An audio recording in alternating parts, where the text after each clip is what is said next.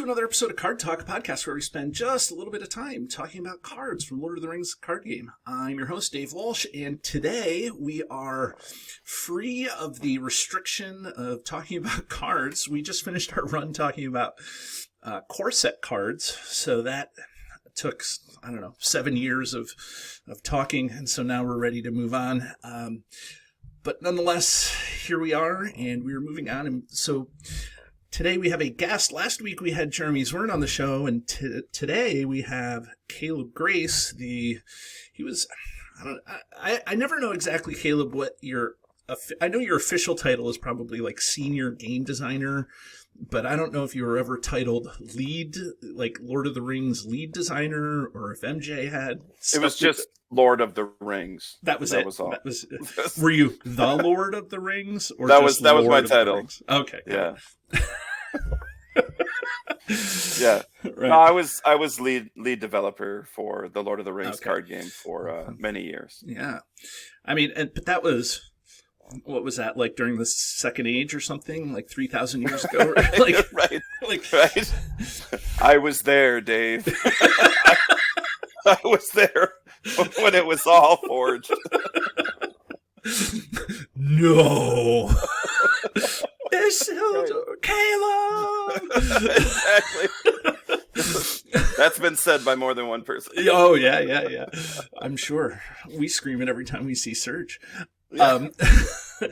But, I mean, you haven't actively developed the game since, like, 2018, 2019, like, pandemic, like, pre-pandemic, right? Like, I mean, I know that you had I went back and I listened to our own episodes when the revised core set was coming out and stuff like that. So you had your hand in a couple of those things, but even that's been, 3 or 4 years, probably even longer for the developer because you're. Yeah, we've been working on it for at least a year before you guys hear about it. Right. So, yeah. So I would love to just ask a rules question about this Geez. No, I'm just kidding. Do you ever get that? Like people, like, for the audience out there, like Caleb, I know that Caleb is not, like, he loves the game and all those things you expect, but I also know that it's not, I can't expect him to know all the minutiae as if he were developing the game still. So, but do you ever get people who come up to you and don't kind of understand that? And you're like, I mean, you're very polite, so you don't really dismiss them, but they're like, hey, helm of secrecy? Like, I guess there's not a lot of opportunity now because, I don't think we run like Lord of the Rings at Gen Con anymore. Okay. So it's really just kind of Con of the Rings for me. So it's like once a year, that I'll get together. And most of the people who come to that are really well versed in the rules. So right. No, it's been a long time since I've gotten Lord of the Rings rules question. I think the last email that I sent you was a 3-page rules question about something, and then you just never responded. And I was like, that went straight to my trash bin. I didn't even open it. I just right. Card Talk Dave, just like, nope, done. Yeah. But anyways, Caleb, it's been it's great to have you back on the show. This is I don't know, like your 6th or 7th time on the show, so it's always good to have you take time out of your day doing what you do. Oh, it's always fun. Yeah. Let me just ask the general question. I know that you've been working a little bit on Marvel, a little bit on not a little bit, but a lot on the number 2 deck building game in the country this year, the Star Wars deck building game. What have you been doing with your time? You're referring to the Board Game Geek poll? Yes. Oh, okay. Yeah, I don't know if I was number 2. It was runner-up. There were like 2 runner-ups. But yeah, this is exciting to get recognized. I put that on my Facebook. It meant a lot to me. Yeah, I designed that Star Wars deck building game a while ago now. I think I started working on that in 2019 or early 2020. So, yeah, it was really great when it came out, last year. And then it was kind of a bonus surprise to see it get nominated for best 2-player. I think it was just 2-player game in general for the Golden Geeks, and we got runner up. Yeah, it felt really, really good. That's a lot of terrific games came out in 23, and so just to be nominated was a big deal. and I mean that just, to spin it and relate it to Lord of the Rings, I think that, the care that you put into creating something fun for the players is obvious. And thank you. And it's always great when I see that you're being recognized for something that you do almost second-handed. It's second nature. It's second nature to you. So, I appreciate that. Yeah, kudos to you. And I know that you don't do it alone. You have a team and stuff. But, the ideas come from someplace. And well, the deck building game was special to me just because it was the first game that I did solo design, that I wrote the pitch, I came up with the idea, and then enough people really liked it and got excited about it that they greenlit it and threw their weight behind it. So yeah, I don't make anything 100% on my own. I had an incredible team to work with, but it was kind of fun that it was something that I came up with and was able to pitch. So extremely proud of that and extremely grateful for all the terrific work everyone else put into making it look good, right? I just make the ideas, that someone else makes the art and the frames and gets it done on time and on budget. Yeah. Right. That's like me in this podcast. I just make it look good. Yeah, that's right. I'm just kidding. Yeah. Somebody else writes all your questions. Oh, yeah. My do you see all the people behind me here writing my questions? And, and you're still involved with Marvel Champions? Still working Marvel Champions, yeah. It just had a new recent release, I think. The Age of Apocalypse. Yep, that was the end of the Mutant trilogy. So that's a box I'm really proud of. It's been fun to see that out in the wild now, people enjoying that. You want to know something crazy now as reflecting on my career, and we're talking about stuff from way back in the past, but this September will be 13 years at FFG and 13 years of cooperative LCG design. Wow. Yeah, because I went from Lord of the Rings to Marvel Champions, so it's like I kind of found my niche, right? It's like I make co-op LCGs. Well, your Star Wars is not co-op. Yeah, right. No, that was really. But you were still doing Marvel. It was so exciting for me, right? It was like I get to do something that's not an LCG and it's not co-op, but at the same time, no, I've had so much fun. I feel so fortunate. Yeah, and for those people who don't know, we get a lot of new players that listen to the show and people who like to listen. From my understanding, before you were involved in FFG, like you were a competitive Star Wars player, right? Like you had some sort of back in like high school and college, I did play a lot of the Decipher Star Wars CCG, but it was their Star Trek Second Edition CCG where I found my most success. Is that probably where you were world champion? Yeah. Okay. Yeah. I know that you're very humble, but for calling it. Well, that was it's something I'm very proud of. I don't talk about it a ton because I haven't really in all this time sussed out how to talk about it without sounding like you're bragging. Like, how do you tell people I'm the only 2-time consecutive world champion, and it doesn't sound like and now you're combining cooperative card games. Well, my favorite way to tell the story is that it actually helped me to get my job, where I applied for this card game design job, which was never something I had in mind. So I was like, what do I put on my resume?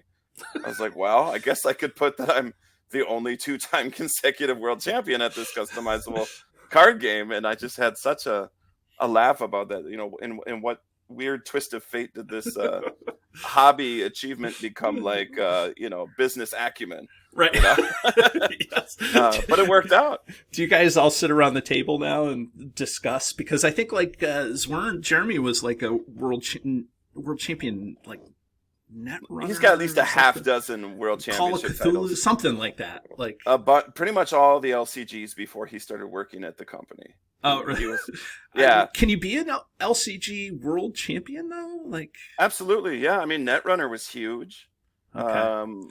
I guess it's competitive versus cooperative. I'm getting. the Warhammer stuff, right? No, I mean, I think he's just mad that there was no Lord of the Rings competitive play, or he'd be world champion of that too. Yeah. Which brings me to actually my first question. We ended last week's episode. Jeremy's weren't. Everybody go back and take a look. And for reference, listen to the last 7 minutes.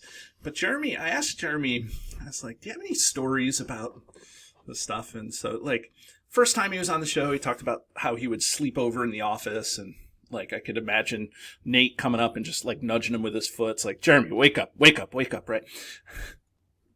But the last week, he told me a story about something about him and root beer and your desk. Like, it's like, oh boy, did he said it was an accident, that he was trying to leave at night and the root beer went all over the place, but now, it's funny. I have such a bad memory that I'm going to have to go back and listen to your episode because I don't remember just the last any 7 of minutes. This. Oh, really? He said when you told me that Jeremy had shared a story and you wanted to see if I remembered it the same, I figured he was just going to tell some like really embarrassing story about what a pain I am to work with or something. Well, I mean, that's also part of it. No, he was. Yeah, right. He said he was up against the clock and he dropped a whole can of root beer. And he said he had to leave because midnight was coming. And then so he thought he cleaned it up well enough. And then you came back in the next day and you were like, what is all this junk all over my desk? Jeremy, are you? And then every time he sees he's walking around the office with a can of pop. He calls it pop. I'm on the East Coast, so I call it soda. Sure. But he says that watch out, it's loaded. Jeremy's got a loaded one. But, I mean, you guys aren't even working in the office much anymore, right? It's been a long time. Yeah. It's been a long time. Yeah, because we all went home, for the pandemic. So that was, again, what was that, like early 2020? Yep. I think is when the work from home mandate started, and I haven't been back since. I'm count myself very fortunate to work from home now. Right. Working from home. Mostly because no one spills root beer on my desk here. So I'm finally safe from Jeremy. Yeah. We'll just chalk that one up to him maybe feeling still guilty about it. Well, he did used to put in some crazy hours. We all had this joke that he slept in the rafters, that he had like a secret room with like a hammock and all this stuff. That's what he said. And then I come in one day and like I was like, did you even go home? Because he's like wearing the same clothes. He's like, no comment, I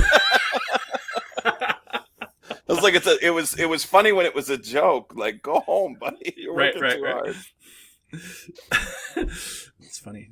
Well, I mean, you're not necessarily working from home. Sometimes you get to work from Lothlorien or Rivendell. Yeah, too, right? You like the waterfall there? It's very, very pretty here. Yeah, very serene, right? Oh man, evil does not enter my workplace. No. Nobody gets in there. Well, you've done a lot of things since Lord of the Rings, and so it's obvious that in this advanced age of yours, your memory is failing. But we'll do the best we can getting through all this.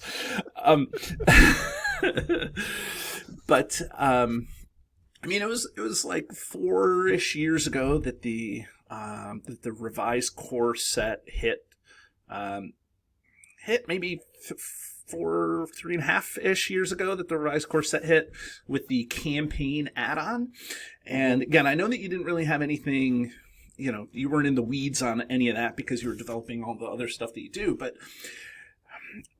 what's your takeaway from how the campaign has been received, and what kind of feedback are you hearing? Because even though you're not in the Lord of the Rings community, you're still in the Lord of the Rings community, right? Like, you're not, like, you don't live there, but you're definitely part. You see it all the time. So, what's your takeaway, like, big picture, about adding the campaign parts to the core set and the 3 cycles? Well, for me, it's a big win. I'm just really excited that we did it, because that was something that I had a say in, at least at the beginning, was, there was a lot of great conversations took place when it was announced, hey, we'd like to, repack the Lord of the Rings. We'd like to try to evergreen this product, make it something for a brand new audience, right? The game was already 10 years old at the time we were having those discussions. So it's like there were kids who weren't old enough to read and didn't know what Lord of the Rings was yet that are now the target audience for this game. So it was like, what can we do to just make it a better product? And campaign mode was like near the very top of that list. I think campaign mode was like number 2 after number 1 was put all copies of cards in the core box, so you only need to buy one core box, right? That was the number 1 memo, and then number 2 was add campaign mode, because there was actually, I'm not super current. It's been a minute for Lord of the Rings, but I do have a lot of like anecdotes from back in the day, and one of them was really the response to campaign mode with the saga expansions was so strong, so positive, that MJ and we actually pitched campaign mode for the Angmar cycle. Like all the way back then, we were like, we'd like to put in campaign content with the box and the cycle. And there was some pushback at the time. The concern was, won't that make all the other cycles look worse by comparison? Which I think it would. I think that's a fair concern. There's a lot of like, if it's not broke, don't fix it, which right. In large part I agree with. Right. So when it was time to repack and sort of soft reboot the game, then it was like all bets were off. Now's the opportunity, because now these things won't look bad by comparison. They'll all be getting it. Right. And then it was like, well, what about people already bought everything? Right? Like right. You tell me I gotta pony up and buy it all over again if I want campaign mode cards, because that would have been really frustrating, I think. And so it was another win that it was like, we'll make them available for print and play. We'll have it right there. Like, this is legal to, if you want to download and print it, that's all good. It's all on the up and up. So it was all upside from my point of view. So I was really glad we did it. I was involved a little bit with the very first one. The core set or Angmar? Yeah. Okay. The core set, just a little bit. I think, if memory serves me, I think that was Ian, one of our community members, who did the design for that. We contracted that out. And so I worked with Ian on that. Mm-hmm. And then after that, what's out so far? Dream Chaser. So Dream Chaser and Angmar. And Erid Mithrin's coming up. Erid Mithrin, so tell us all about Erid Mithrin. Of course, but the other two, you can share that anything that you have. If I remember correctly, that was Tyler, Jeremy, Tyler. That's how that goes. That's exactly right. Yeah, those guys, they were really excited. Actually, it was cool to see how excited they were for a chance to do some campaign design work for the game, and I thought that was the right move, because I was moving on Marvel at that point, so I didn't have the time. Marvel was a pressure cooker at that point. There was a lot going on and not enough time to do it, so I had zero bandwidth to tackle any more Lord of the Rings at that time, and they were chomping at the bit. So I thought, this is great. And Tyler, with the Erid Mithrin stuff, he was actually involved with the initial design. There was a point at which I was kind of being pulled in two different directions between Lord of the Rings the tabletop and Lord of the Rings the digital, and if we hadn't brought Tyler in to work on the tabletop at that point, it might have just been sidelined for a while, which I don't care to speculate how that might have ended. So I was really grateful that Tyler was available to do some contract work at that time, and I think it worked out, because he ended up getting a job out of the deal. Right. So it made sense to have him head up the campaign for that, because he was already very intimately familiar with that set. Man, I mean, so this begs like 28 questions, but the first... Get 'em. Let's go. Well, I mean, the first question is, again, you as kind of the lead designer, and you were, the way that I picture it, like every day you and MJ were just plugging away at Lord of the Rings at one point, like almost like desks face to face, and you and her were going side by side, and I could just see this. So like, how does it feel as, that deep into it? How does it feel when somebody's like, you know what, I'm going to design, the Angmar Awakened cycle, and I'm going to design the campaign, and I'm going to have it do this. And it's a little different, and you're like, do you say, you know what, God bless you, you're doing great, or do you just have that twinge of like, I don't know, like, do we really need to do that? Like, is there some of that? I think I would be more like the latter in some ways, just my own personality. I have very strong feelings, which leads to very strong opinions. So knowing myself the way I do, I just stepped away from it completely. Like I said, I was busy enough with Marvel. I didn't really have time to be concerned about it.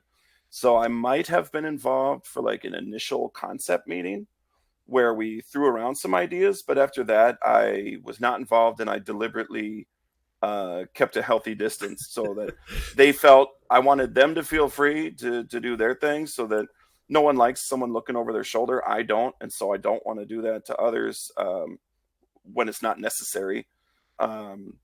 In this case, it just wasn't. So I honestly, to this day, I don't know what's in those campaigns. I haven't had time to. Download them and play them. Yeah, my question was going to be like, have you? I dream about that day. Yeah. No, I dream about that day when things will slow down. This might be my retirement plan. It might not be for a while, but I'm going to get there one day. I'm going to play through those campaigns.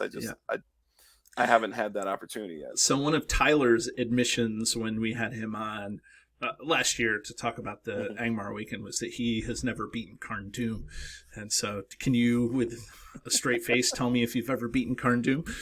I played Karn Doom after when it was out as a product, right? So not counting playtesting. Yep. I played it one time with my buddy Jason. Okay. So if you need a witness to verify the veracity of these claims, we played it one time and we won. So one and done, and I moved on. Wow. That's right. I went into the office the next day and I bragged to MJ. I said, I thought you said Karn Doom was hard. I won on the first try. And it turns out like we just had the right decks and we drew cards in the right order. Right. I think we drew all the enemies first, and I was Dunedain. Okay. So I'm just crushing enemies left and right.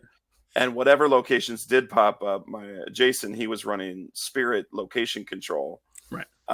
So in any case, MJ was like, "Oh, you just drew everything in the wrong order. If you draw like a bunch of locations first, it's way harder." Right. I was like, "Yeah, well, get good." Yeah. Right. Design flaw. Oops. Was it you or MJ that designed Karn Doom? That was MJ. Okay. MJ did the vast majority of scenarios for that cycle. I think I did the first one. Did you do the box? I did the box, yeah. Okay, you did the box, and she did the cycle. That was kind of our handoff point, where the game was getting so big at that point. We had the Saga line, the Nightmare packs, plus the standard releases all at once. Yeah.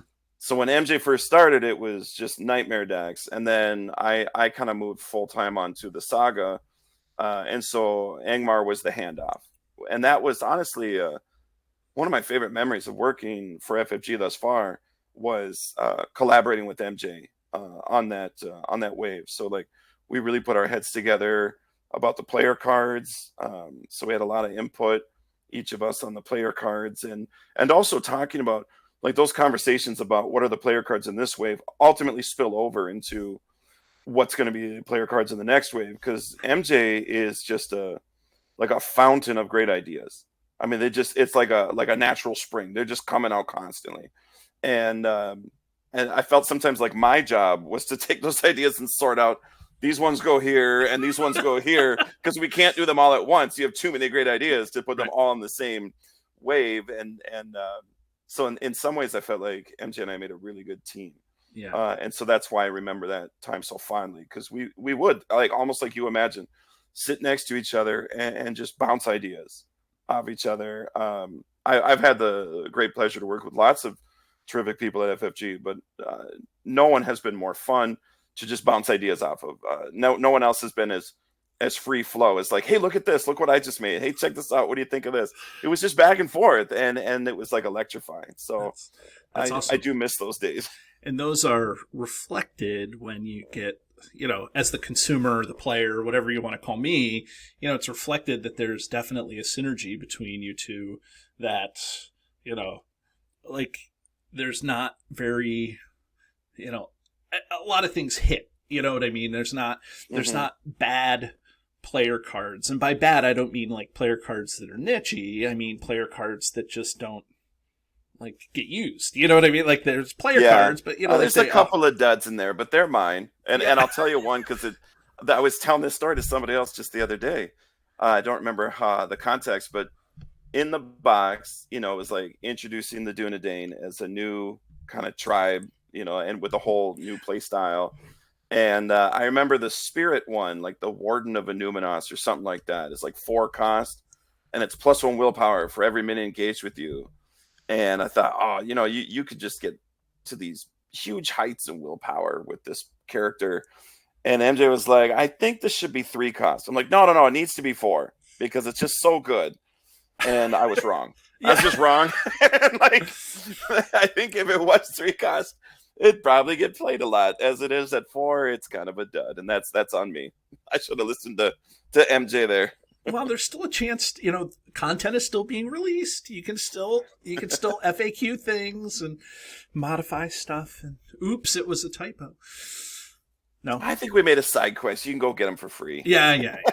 That's fine. But that's, I mean, so one card is maybe not as strong as you designed it to be, and the rest hit. Like, as the game went on and on and on, and you know, more than just the regular consumer of the game, it's like I understand how it went on, and you know, you get to the Vengeance of Mordor cycle, and like it's just like at that point all the cards were good, and I understand that, you know, with the Vengeance of Mordor cycle, like that was kind of your love letter to the community and things like that, like, you know, but like it's just love is an interesting word. I mean, I made the Fortress of Nirn or whatever it is to be a real pain.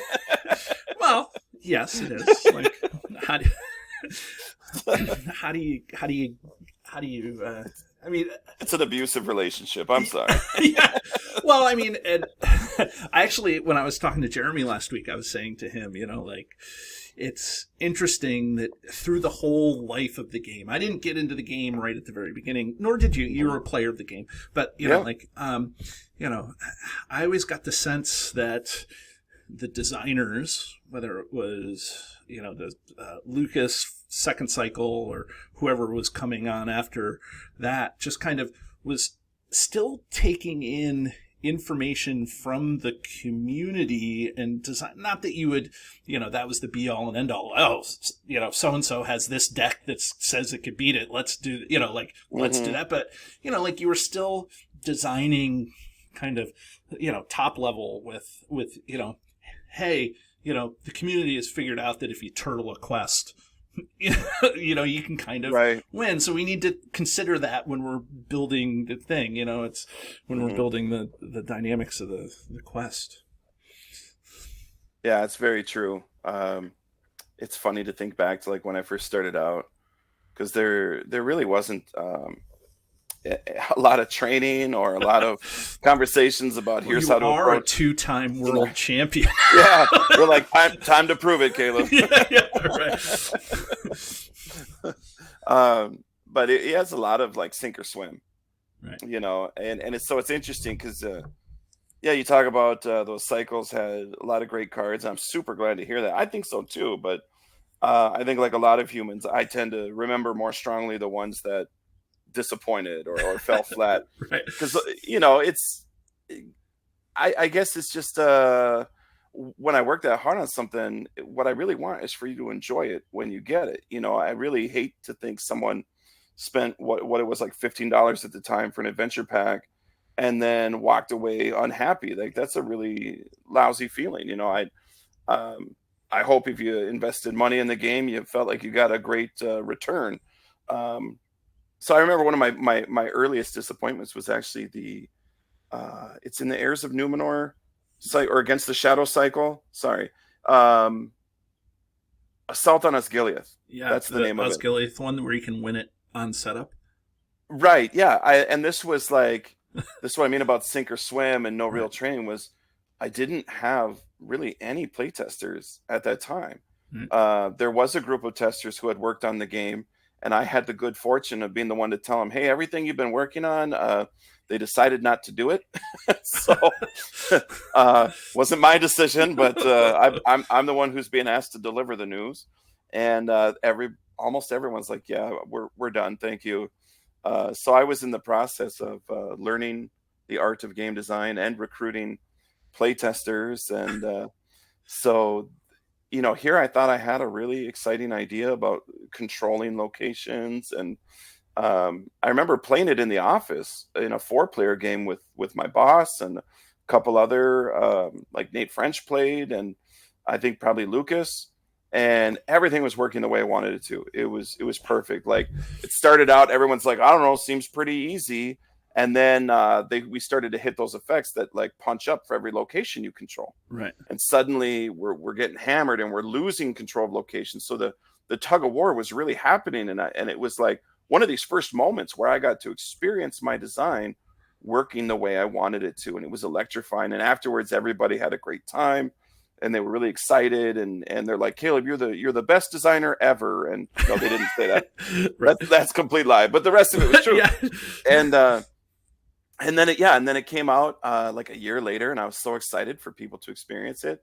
And somebody immediately posted online like that night or the next day, like, yeah, I beat it turn 1 because I selected Boromir and I just exhausted a bunch of times to clear this location, and that was it.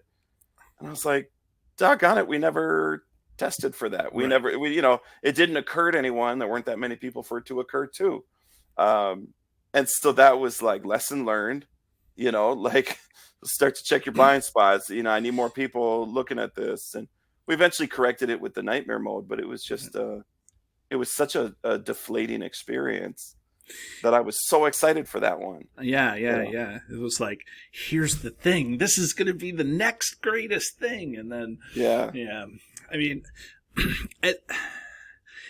like the playtesting experience, and I didn't know that we were going to go down here, but like the playtesting regimen, maybe a little behind the scenes for us is like, I would guess that it's impossible to test every scenario in every way that you can, right? Because you're under company time for it. So is there like certain things or rules that you give to your playtesters? You're like, listen, you're the Hobbit playtester, or you're the one that's going to look at this, or like, how do you manage all of that, or different player counts, even playtesting? Yeah, that definitely developed as I went along. Because at first, it's like they say beggars can't be choosers, right? And I didn't have enough playtesters to be like, okay, I need this from you and that from you. Pardon me. So it was really just take what you can get, For a while, I was teaching people to play the game so that they could help me playtest. Okay. So it took a while till I actually had like a real active playtest group. And then over time, I got to know them.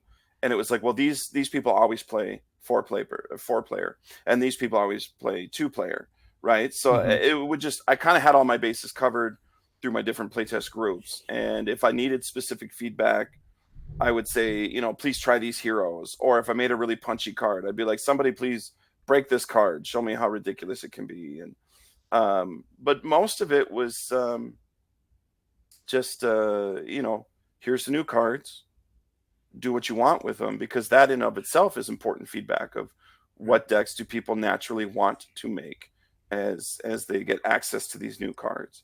And I would build a bunch of decks myself. I would make sure if, what did we put out, like 8 heroes with every wave? Well, like 2 in the box, and then usually back. 2 in the box, and then 1 in each pack. Sometimes there was 3, sometimes but it was usually 2 of each sphere. Right. So I would make sure that I at least built a deck with each different hero. Some of them, of course, I made to really work together, particularly the ones in the box. We started creating deck lists, right? So suggested decks, and so I would play test those a ton.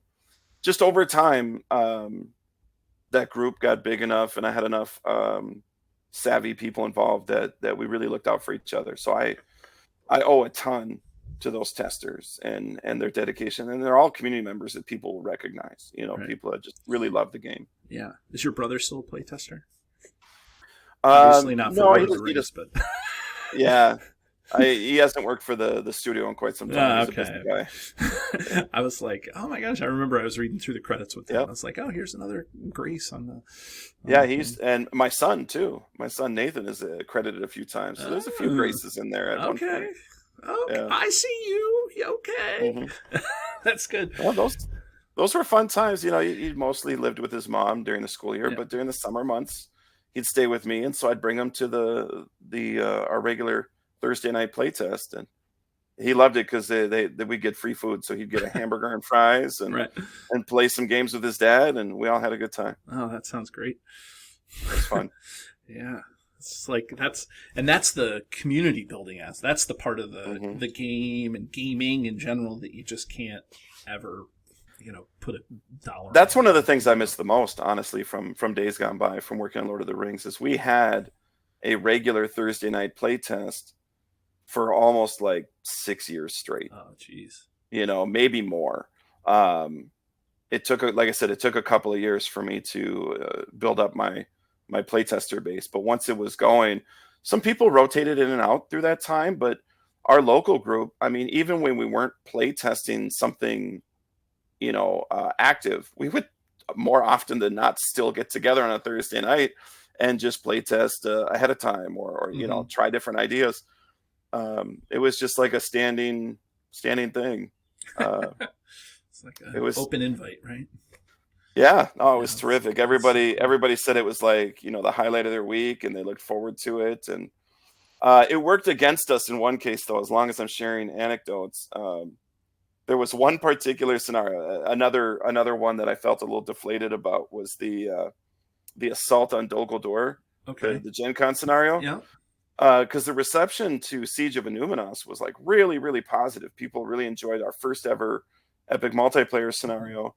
And they had just a few complaints, things that they were like, I felt disconnected from the other table because I didn't get to see what they were doing. And, oddly enough, some people at the third table were like, I was disappointed that the army never made it to our table. So we never got to fight the big boss. And, like our teammates did too well. And so we thought, okay, well, we could take all these ideas and we could address them with a really clever design that I'm still proud of with Assault on Dol Guldur, where it's like the teams have to choose, okay, who's going here, who's going there. And so as you take turns at the different stages, you all get to experience the different stages and you get to fight the different boss battles. Now, the problem was, though, that when I was playtesting this, impossibly difficult. Yeah. And I never meant it to be that way. And here's where having such a regular Thursday night playtest group kind of worked against me. Oh, jeez. Because there were 12 of us who met every week after week, to play this scenario. And they were all so good at the game. Jeremy was one of those players, and others, like me and Tony Fanchi and I can't remember if Tyler was there at that time or not, but really accomplished card gamers. Sure. And we were collaborating from week to week. So we're fine tuning our decks. We're making sure everybody's bringing the right cards so every table is covered. And at the end of all that, we're just kind of walloping the scenario, Yeah. And so our takeaway is maybe it's too easy. Maybe we should just punch it up a little bit. And I will forever regret that decision, because what I forgot in the midst of all that excitement is like, we are all really, really good at this game. Right. And not only that, but we've all been fine tuning our decks and collaborating together for this one scenario. Like when this thing debuts at Gen Con, no one there is no one knows what's in it, so they haven't pulling out my deck for like, okay, right? Like, let's just play. Right. And then you're playing with strangers, so it's like, you don't necessarily have all the aspects. Who's running Steward of Gondor? Right. And then on average, your average Lord of the Rings player is probably not as good as those who do this for a living. Yeah. Right. So it was just like, that was another hard lesson learned. I think in the original version, getting the Host of Lorien was more like automatic, and that was like essential to overcoming that scenario, to have that like 338 or whatever it is that doesn't exhaust a quest, and it's got ranged and sentinel and anyhow, yeah, we made that too hard, and it's just like I would have preferred to keep it on the easier side. So all these lessons I took with me as I went to Marvel. So Marvel got the benefit of all that. So Marvel is awesome. The moral of the story, kids, play Marvel Champions. Oh boy, no, that was not what I meant to say. No, I boy, I really screwed the pooch. Yeah. I mean, it's funny that, so I mean, you've been developing all these things, Gen Con scenario, like everything. I mean, you've had a hand in probably, I know that MJ like kind of led the charge on Nightmare, but I'm sure that again, desks next to each other, it's hard to separate the two of you at times. But how did these 3 cycles get chosen? Tyler said that they were kind of the best, and he also said that they kind of were developed maybe with a campaign thing as like possible, but not really developed. So like, but how do you pick, not the Haradrim, or you know what I'm saying? Like, so. Oh yeah, no, that's actually a very easy question to answer, and I'm first of all, I'm really excited to hear that is what Tyler said, because I 100% agree with that. The full behind the scenes was leadership coming to me and MJ and saying, we're only going to commit to 3 for sure. So we want the 2 of you to decide your top 3. And this is 3 on top of the core set and the saga. The saga. Yeah, it's 3. Are you breaking the news that the Return of the King is going to be printed, Caleb? Right here on Card Talk. Right. Breaking news. Yeah. FFG might decide to finish the trilogy and not leave y'all hanging with what's the last scenario in the Two Towers one? Is it the it's Shelob, right? Is it Shelob? Oh man, isn't it? I don't think so. Let me see. I have it here. Yeah, it is. Yep. Yeah. I thought it was Journey to the Crossroads, but it's right. Shelob. Yeah. So that's your big the bad story guy. Might not end. You're just going to release little Sauron helmets to put on the Shelob card. It's like, that's Sauron. Oh God. Anyways, gosh, how disappointing would that be? Yeah. Sorry, I'm not trying to put you on the spot here. Yeah, of course not. Yeah. You would never do that. Anyways. You heard it here first. Yeah. It says Marvel Champions, better game. Yeah. Don't play this one. Yeah. Save your money. No, but how did the 3 get chosen? Yeah, right. So they asked MJ and I to choose, and I remember like we agreed instantly.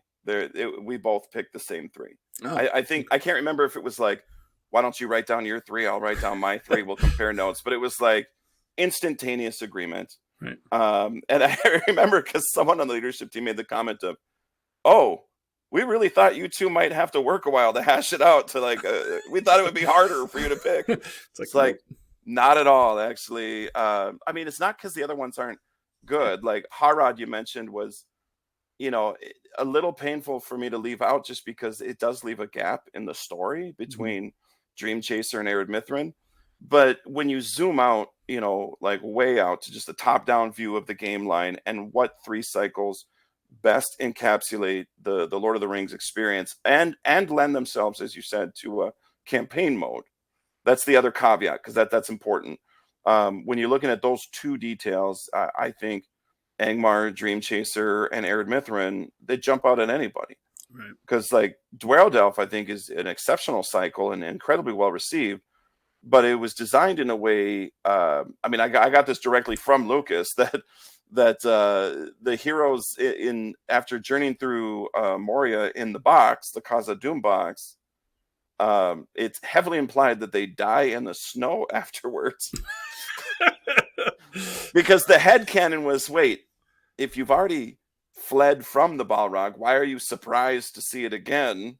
Right. In the 6th adventure. So if you, he pointed out, if you read the flavor, for stage 1 of the first scenario in the Dwerodelf, it's like what's that one called again? Like the Pass of Caradras or something? Redhorn Gate. Redhorn Gate, yeah. Right.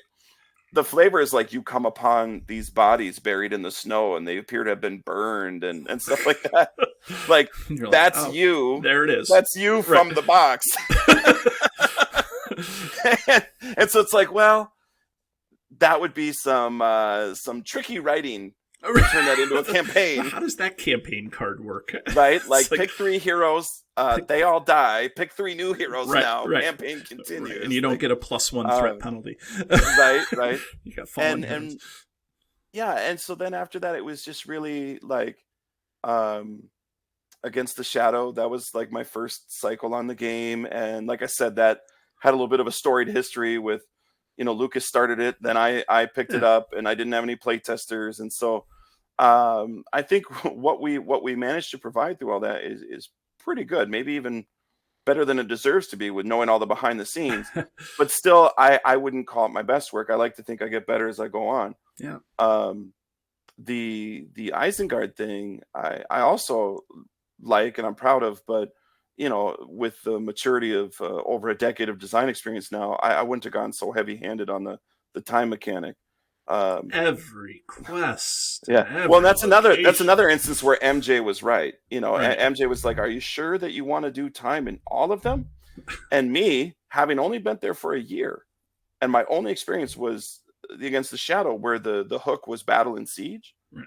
So there had to be like battle and siege in every scenario. Right. And so it's like, yeah, the hook is time, so there has to be time in every scenario. Right. And I think it took me a while to just kind of break free of this idea of like, if you come up with a thing, it needs to be there all the time. Right. You can feel like there's the impending threat of that thing all the time, but it doesn't have to be there in your face all the time. So then I came up with side quests, and side quests were the gimmick for Angmar. But the thing is, side quests aren't so like in your face all the time. Mm-hmm. I think they were really more warmly embraced by the community than like the time mechanic. Because we actually brought the time mechanic back in future scenarios, and people liked it fine because we used it more sparingly. Yeah, I mean, it's still a mechanic in the game, and you can't throw the baby out with the bathwater, but, like, when it makes sense, use it, but... Right. So it just felt like, okay, I mean, what are the ones people really want to see then? And at that point, we really felt like we hit our stride with Angmar. Right. Like I said, MJ and I were rapping with each other, and that was super fun. And then Dream Chaser is just, widely regarded as the pinnacle on different internet forums. And I know that I was just like watching MJ design this going, I have to follow this.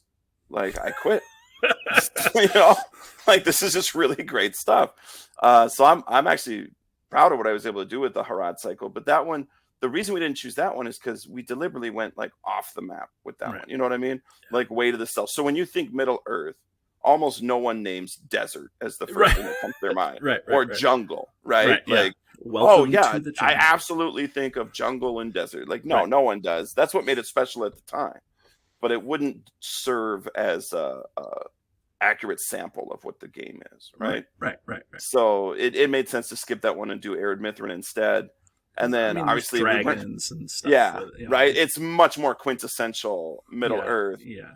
And we weren't ever going to choose the Mordor cycle as one of the 3 because we made that one like painfully difficult on purpose. Yeah. Right. Like, yeah, I'm anxious to see what the Erid Mithrin cycle does because I don't want to say the knock, but I would say that one of the things that the feedback about the Erid Mithrin cycle has always been its length. Like, when you're sitting down to play one of the Erid Mithrin quests, almost every quest is longer than a normal one, but you're still engaged in it. Like, it was obvious that you're playing for 2 hours, but you're still like, you're not playing for 2 hours and an hour and a half of that is just like flipping encounter cards, waiting to get, except for maybe Ghost Frankfurt, but whatever. But, like, for the most part, Erid Mithrin is you're making those decisions right up to the end, and, like, it's a slog because you have this dragon attacking your town, and you need to defeat the side quest to beat the dragon to get the and then you have to go through and get the the sword to kill the like there's all sorts of, so there's the decisions are there, but Yeah, I remember, Dave. I designed that one. Oh, is that how that worked? Yeah. So I'm interested to see how Tyler. I don't want to say manages it, but it'd be interesting to see like if the campaign adds anything to that or changes that around. I was just going to say, I don't know if there's a way to make it shorter in campaign, but then maybe he did like a Super Mario where he's like, you discovered the key and you can skip the next 3 scenarios. Just go to scenario 5. Right. And everyone's like, yes. Yeah. Maybe. Well, there is treasure. They have spoiled that there's treasure in this one. So maybe one of the treasures is the thing. I don't know. Yeah, that was the only conversation I remember having about the Erid Mithrin campaign, because with each one I would throw it out there like, hey, I'm here as a resource. If you guys want to bounce any ideas off me, I'm happy to help. I'm not going to insert myself. Just let me know if there's anything I can do. And Tyler took me up on that and just said, do you think it'd be cool to use the treasure frames again? Because he also played the game right before coming to the studio, and he always thought those treasure frames were pretty cool. And I remember thinking I really liked them too, and they got a lot of bling to them. So I said, yeah, I think that would be great if you have a way, like they do have rules associated with them. So you have to make sure that those rules work for what you want to do. But other than that, go for it. So it was kind of fun to see that he was able to work that in. Yeah, it was neat. Now, I'll preface this question because it has to do with, I'll preface this by, I won't even get into it. I'll preface this by just saying that I know probably what your answer is, but, in the community, there's a lot of us that are like still holding on to a hair of a hope somewhere that, that the campaign reboot, repackaging, whatever you want to call it, is doing so well that FFG's just like, oh, do you get a sense that there's any plans in the future for future campaign modes, like maybe Herodrum gets a campaign treatment, or maybe even a re-release of the Hobbit boxes, I don't know, like, is there do you get a sense, again, you can't spoil anything, so I'm really not involved. I'm not involved in any of those conversations. Right.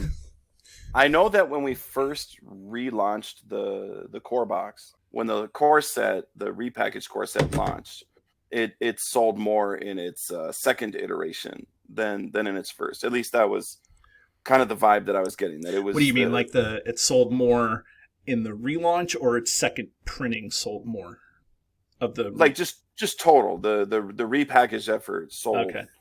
I don't know, and that's where I lose clarity. Is like, I don't know, are they talking just dollars like revenue? Are they talking about units sold? I don't really know. Basically, people were pretty happy, and part of that's too just if you think back to when Nate's original game launched, it was like 2011 or late 2010. FFG was a much smaller company at that time. Now we're part of Asmodee, and we have much larger global footprint. So. But then the expectations for what games need to sell in order to be considered successful has also gone up considerably. Right. So I really don't know one way or the other, because we're fairly compartmentalized as far as responsibilities. Let me ask this then. Let me ask it in a different way. Same question in a different way, just because I have to. Like, would you like to see like another expansion, another, not any new content, or maybe like a new like Gen Con scenario or print on demand scenario, no player cards, but just the or maybe another another starter deck. People are talking about those things. Like, is that something that if FFG came to you and said, listen, Caleb, you got a couple of weeks, do you think you can put this together? Like, would you say yes, or would you say, you know what, I think we're good where we're at? Oh, I'd always say yes. I loved working on Lord of the Rings. Never had a bad experience other than, like I said, the couple disappointments I had with myself. Right. But otherwise, yeah, I came to the game as a fan, and I remained a fan throughout my tenure on it, and I'm still a fan today. Yeah. I love when y'all come out for Con of the Rings and we get to hang out and play games. That's a highlight of the year for me. So if they said, hey, how would you like to, dip your toe back in that pond and rub elbows with those people again? Absolutely. You had me at hello. Right. Yeah. Show me the money. No. As long as we're quoting Jerry Maguire. Yes, sir. Yeah, I mean that's good to know. And again, I know that you can't say any of those things, but it's just, it'd be nice if maybe the lead designer of the game was, advocate sending an email or two every once in a while, like, hey, I have this really great idea for a Gen Con scenario. But, I get it. That's, I may or may not have done that at different points. Right. Okay. Yeah. A couple of questions that have always just bothered me about the game that I have for you. So, a lot of times I go on and I'm trying to kind of give questions that the community may want to hear answers to, and that kind of puts me on the spot and you on the spot sometimes, because they're like, tell Caleb that he has to design something. I'm like, he's not gonna. Okay, whatever. But here, Dave, I'm just here waiting for my marching orders. Yeah. But a couple of things that I have always wondered. There's two burning questions, and I think I outlined it when I sent you the email to set up this thing. Number one, okay, and I know that you tongue-in-cheek have responses to this, but when you originally assigned the difficulty to the scenarios, right? How did that? I mean, famously, you came on the show or Cardboard of the Rings or something. It was like, well, we have a dartboard, ha ha ha. But how does that? How did that go? And I also know that the campaign has updated the difficulty, kind of more in line with what the community has said. Did I ever tell you my story of when that's one of the first things I asked when I started at the studio? Oh no, I haven't heard that, or else I wouldn't have asked. Right. So I, like I said, I'd been playing for a while. And I noticed the difficulty ratings, and so I kind of came in and I met Lucas and I met Nate and I said, okay guys, so what's your rubric? What's the formula Right. that you use to come up with these rankings? And they're both like, yeah, what it feels like. Wow. And I was like, really? And they're like, yeah, just kind of what you think it is. And I was like, well, that's pretty subjective. Great. As you took over the game, did you come up with something a little more like, hey, playtesters, what do you think? Where would you rank this? Or that ship had sailed okay. by that time. It just didn't seem that important to try to go in and retroactively try to make some reason out of it. So Right. One of the things that I'm actually accidentally proud of is the campaign saga campaign expansions don't have difficulties. And it was funny too, yeah, because it wasn't a conscious decision I made, and nobody brought it up until we were looking at proofs, this is already at the printer, it's already been gold mastered, and they're like, hey Caleb, where's the difficulty ratings? And I was like, sagas don't have them. And they're like, all right. We're not gonna call it back from the printer and cancel this thing to add difficulty ratings. So I didn't think to put them in, and no one missed them. Yeah. So it just seemed like they caused more controversy than they really helped. Yeah. I mean, well, and let's be honest, the difficulty is really subjective for these quests anyways, right?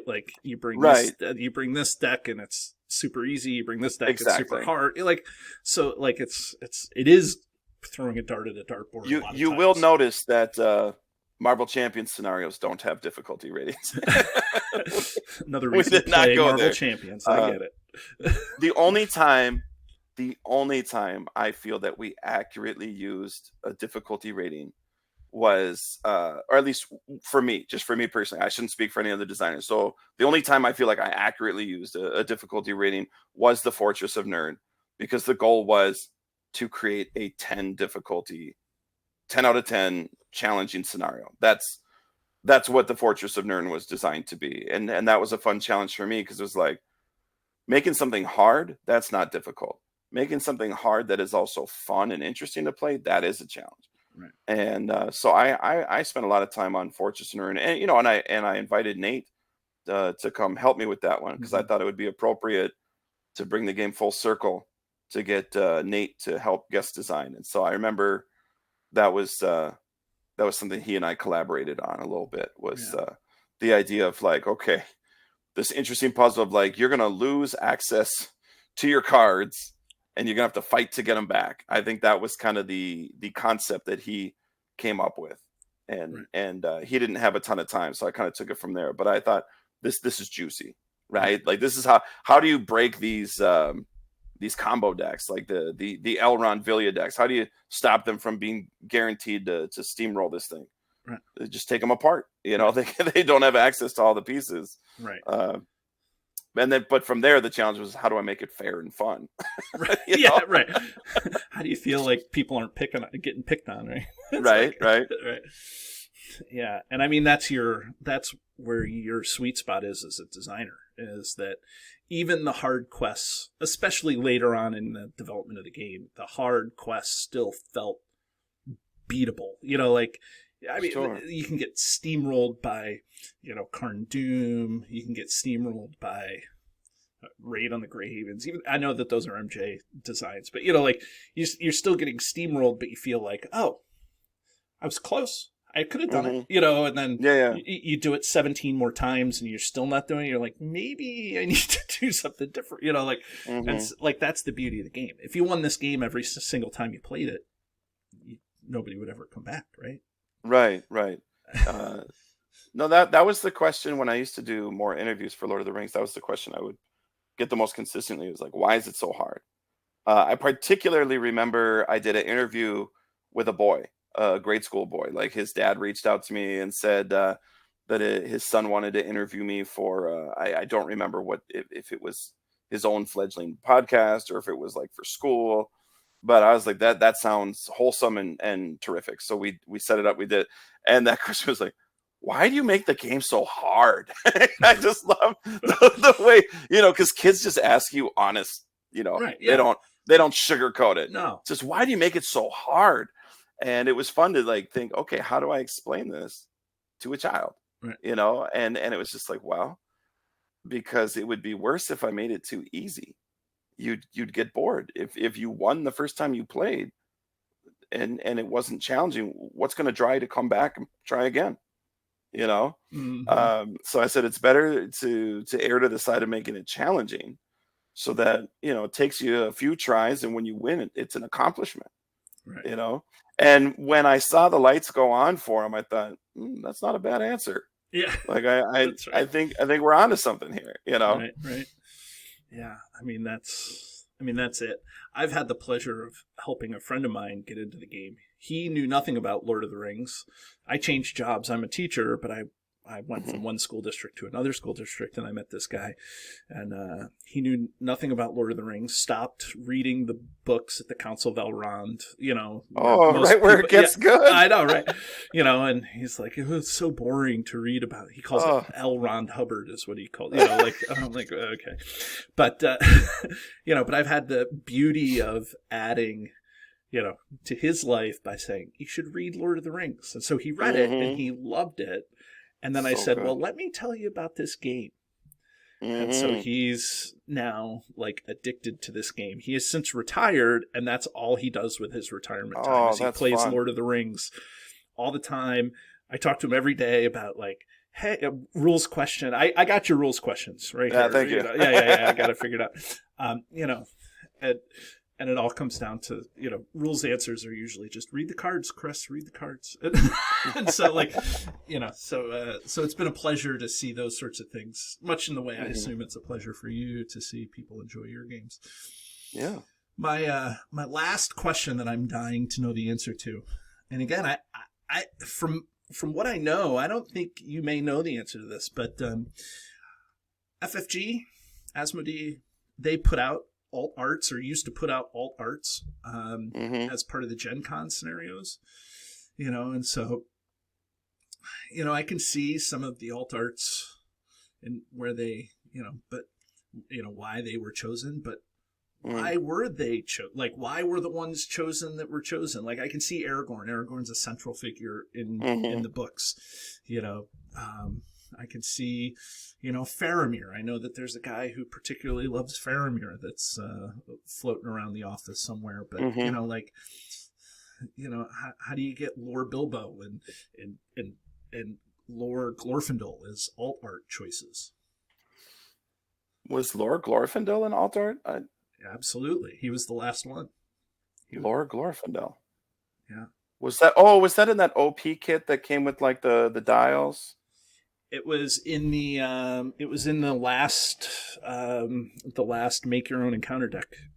The woodland, not the woodland, the caves of Moria, or I don't know. Really? Yeah. Lore Glorfindel. Core set Glorfindel. The one that heals. I'll look it up. Wow. It may have been the Woodland Realm, actually, now that I'm thinking of it. Okay. Because Gandalf the White was maybe the one from the thing. But you and I are both typing into our computer. Yeah, well, I have to see this now, because I think there was a point at which, okay, yeah, there he is. Gosh, what the Wizard's Quest? Yeah, so it was like 2019. Okay, I think. Yeah. But don't think you're getting out of that question that easily, Caleb. No, I'm not trying to. Trying to remember. Oh, that's so funny. I don't remember. So that's how much you have. That's how much say you have in the decision. No, there was plenty that I had say in. Like, I wrote the art brief for the Aragorn. Mm-hmm. The pom-pom, they call him pom-pom Aragorn. Right. Yep. No, I was pretty happy with how that one turned out. I always love that moment. It was like, I think it's the first time you really see Aragorn be heroic in the Lord of the Rings, right? Is at the foot of Weathertop in the Dell, when the Nazgul come, and you just know if Aragorn wasn't there, like, that was it. That was the end for Frodo. Right. That was the end of the book.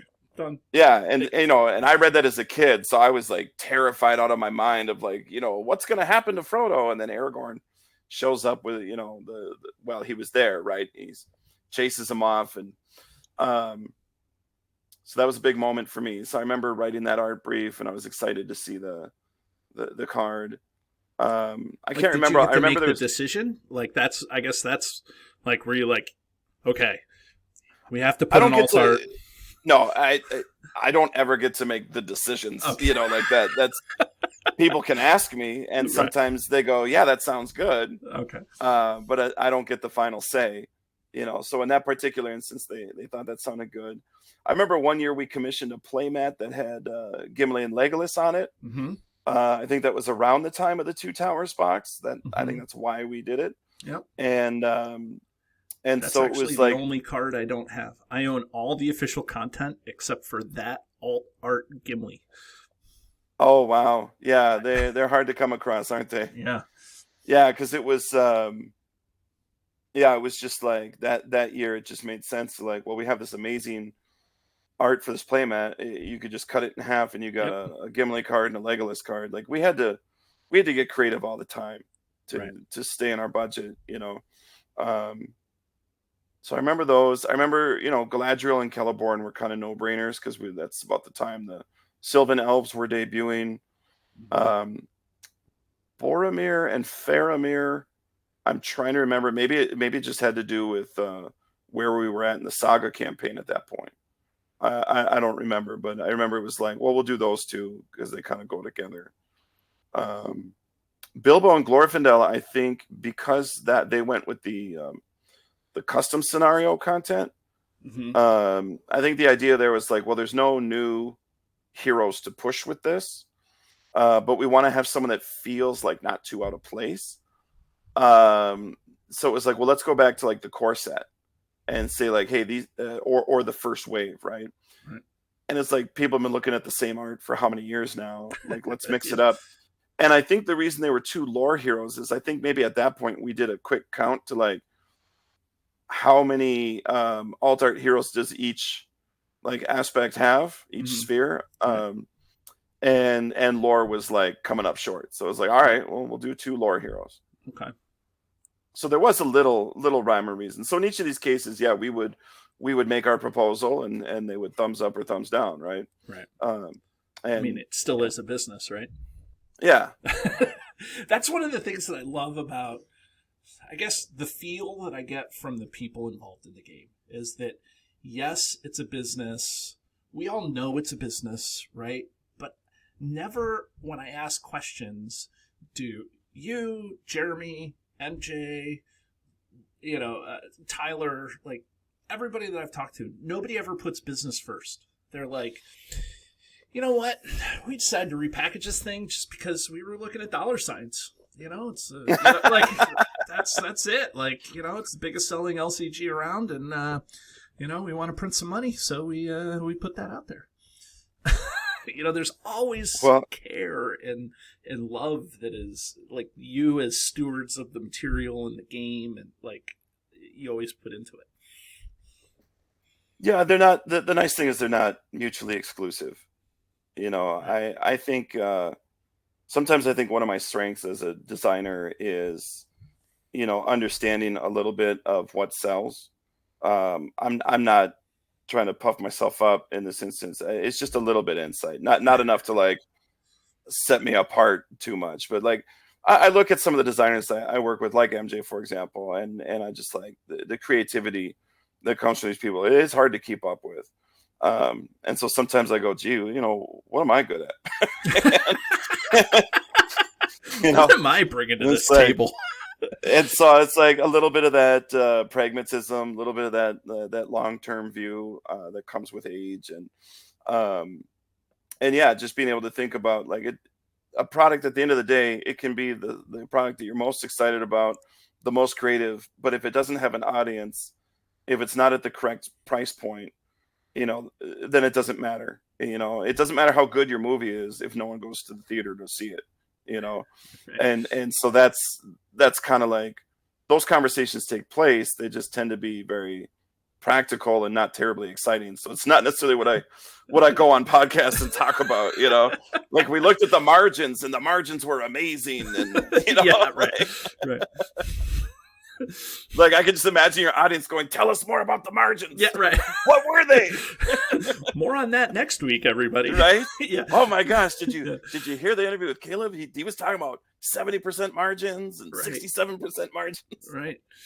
Yeah, it was intense. But that's the thing. Like but it never comes up. Like when I'm like, "Hey, what's gonna like? Why was Erid Mithrin picked?" Mm-hmm. The answer isn't, well, it did really well. The answer is that it did really well, but the answer is, listen, it was a good story.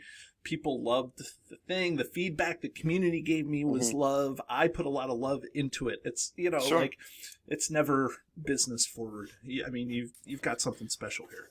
Oh, I appreciate that. Yeah, at the same token, though, it's like I don't know, because I haven't had a ton of time to study sales numbers for any of the games. Right. So I don't know that any cycle has ever particularly outsold another cycle, so I don't think there was like a clear choice of like, well, this one has just sold gangbusters more than this one, so clearly we need to do it. Right. I think they're all in a similar ballpark. Certain packs over time have distinguished themselves, and it's usually the ones that come with the most broken heroes. Yeah, right. Shadow and Flame. And right. Yeah. Last question, and then we'll cut it off. Do you have time for one more 2-part question? Okay.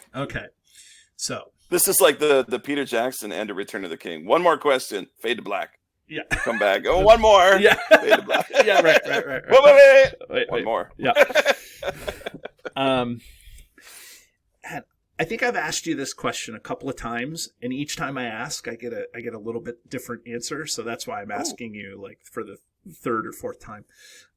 First of all, which card are you maybe the most proud of its design or its theme or its, something like that? And the second related question is, if you could get rid of any one card from the card pool that just was like too much to design around or build around or consider, whatever your criteria. So favorite card, you base your criteria, whatever it is, and worst card that you would get rid of. Favorite card, Bomber, because he counts as 2 dwarves. Did you design that? Oh yeah. Okay. I'm still proud of myself. Okay.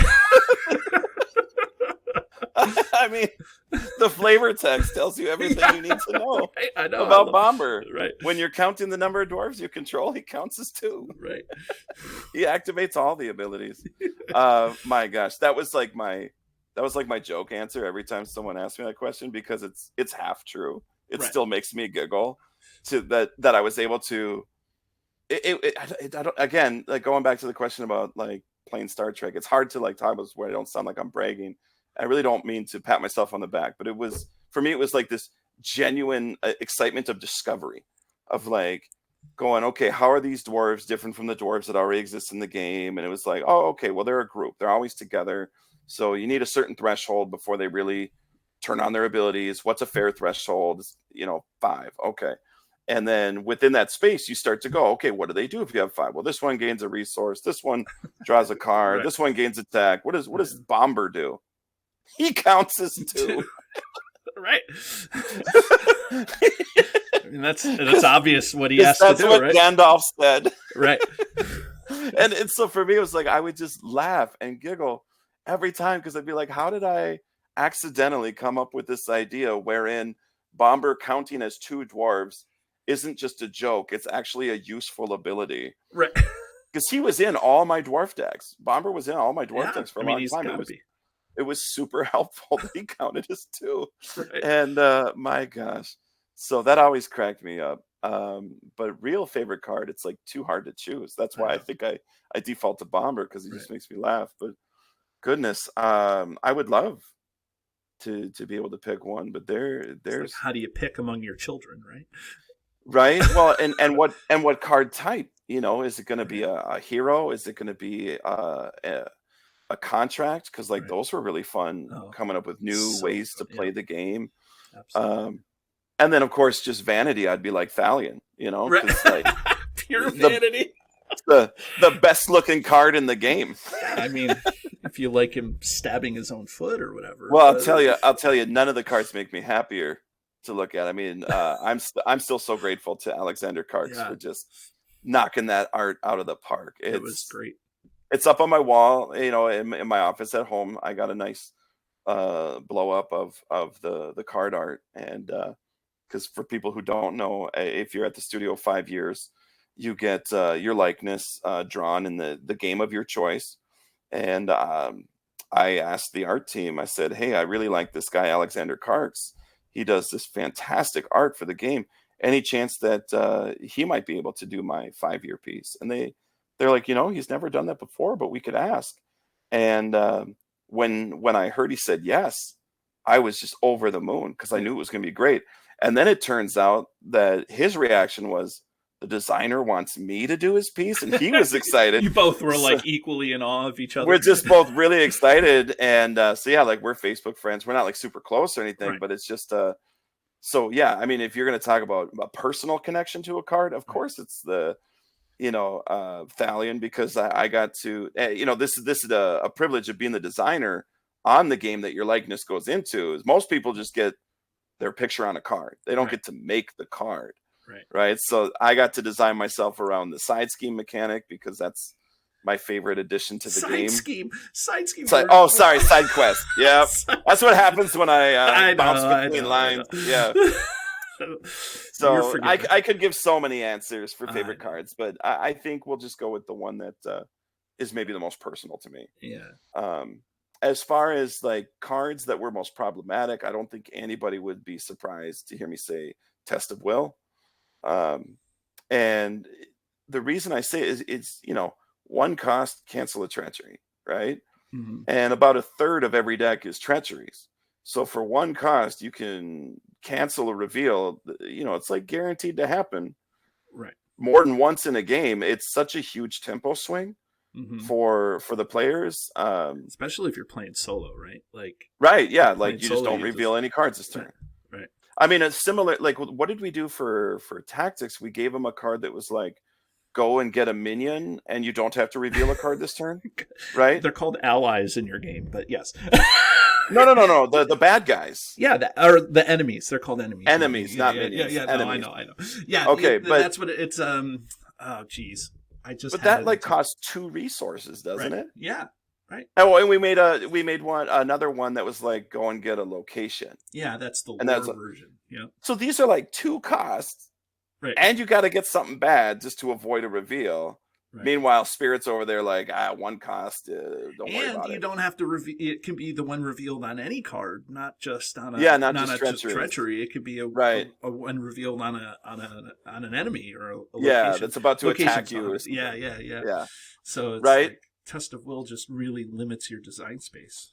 It's, the thing is, though, at the same time, the game was really designed around that card being there, right. So it's not like it broke the game because it was always in there. It just became kind of a thing that I felt like I had to design around as far as like, well, I'm trying to build these synergies into the scenario, but someone can bust it up with just a 1-cost event. So I found myself making, locations that like, wow, it's in the staging area, treacheries can't be canceled. And after designing so many of those, you're like, geez, like what else can I do? Because I don't like repeating myself so much. I don't want players to get bored of like, well, here's the requisite location that stops me from canceling treacheries. And it's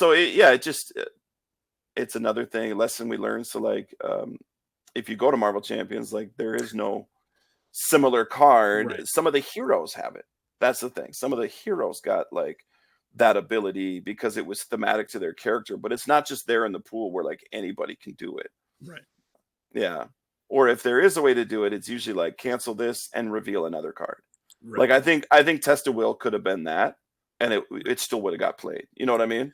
Yeah, I mean, well, that was Eleanor, right, from the core set. Right. Yeah. Exactly. So imagine that was Test of Will. Was like, what is it? The Necromancer's Reach was like the first one everyone saved their Test of Will for.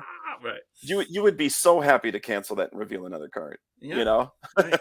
And then it sets it up for like getting another Necromancer's Reach. Right. The tension is there. Right. Yeah. Like, I mean, that's a real, because Frodo in the Black Riders Frodo in the saga does that.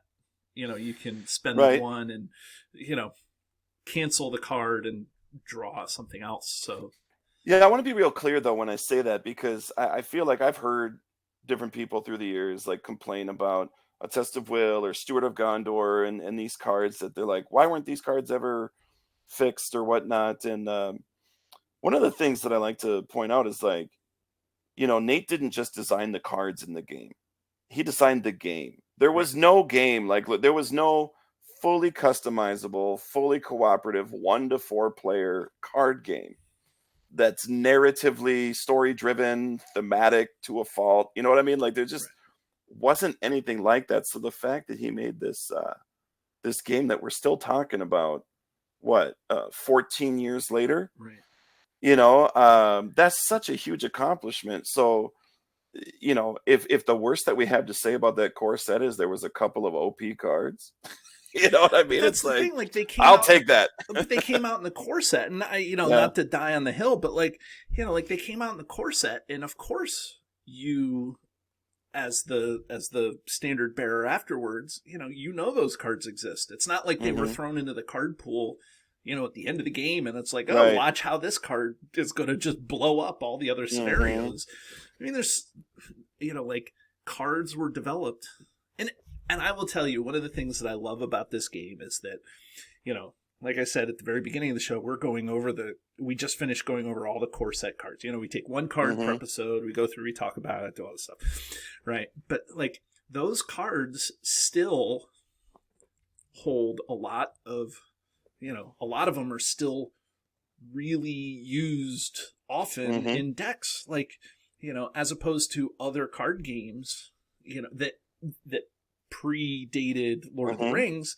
Like there was a meta, and you played the two most powerful decks, or you were playing these cards, the new hotness, and you were forgetting about these things. But like Leadership Faramir is still an amazing card. Fate and Test of Will and Steward of Gondor and Sneak Attack Gandalf, still my favorite combo. Yeah, and that's the core set, and that's Nate French coming out and saying, "Here it is. This is what we got," and and it's also a testament to the designers to know that those things exist and to develop fun scenarios that still, take all of that into account and not be hamstrung or handcuffed by it.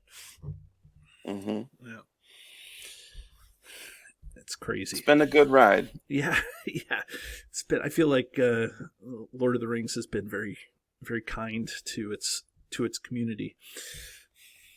So, well, it has to be for all the punishment we put you through with the adventures. Yeah. Right. So, well, Caleb, I mean, I could just talk to you forever here, sit in here, but, just chit-chatting about everything. But, it's after 6 in East Coast time. So, is there any last gasps you have for the people out there? Oh, I just appreciate you inviting me back on. When you sent the invite, I thought, oh no, I haven't looked at Lord of the Rings or thought critically about that game in several years by now. So I was a little concerned, like, oh, he's going to ask me something. I have no idea what he's talking about. Still waiting for that ruling on Helm of Secrecy. No, I'm just kidding. Right. So, it's just I appreciate you inviting me back on, and hopefully people get a kick out of hearing some of these old stories. Yeah. Oh, and one more. No, I'm just kidding. Yeah. Fades of black. Yep. One more thing. Anyways, but Caleb, it's always a pleasure, and if you ever need a platform to come on and address the community, feel free to reach out. We're always here.